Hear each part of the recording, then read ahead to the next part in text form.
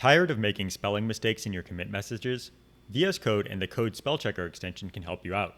So I've installed the Code Spell Checker extension, and now when I open the commit message view, you can see that in the commit message box here, I actually can see spelling errors. So here I've typed a commit message, and I get this nice little squiggly that's telling me that there's currently a spelling error.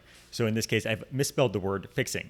Now this is being generated by the Code Spell Checker extension over here. So it's actually detecting these spelling errors. And then when I want to go and fix this, all I have to do is go and press Quick Fix here. And now I can go and select what I want. So I could say fixing is the correct fix there. And now I've gone and fixed that spelling error. Now, if you're more of a keyboard heavy user, thankfully you can also trigger these fixes without having to use the mouse at all. So with my cursor on the spelling error up here, I'm just going to press Control dot or Command dot on Mac. And this will show the same fix UI over here. Now I can go and select the fix that I want, so I can just use the arrow keys and then press enter.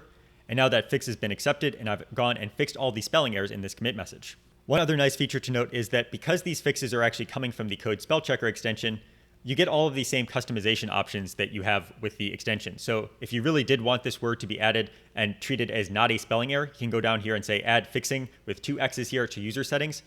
And now this is no longer going to be treated as a spelling error. So if you're tired of making spelling mistakes in your commit messages, try installing the Code Spell Checker extension. It makes it easy to identify and fix spelling errors whenever you're making the commit.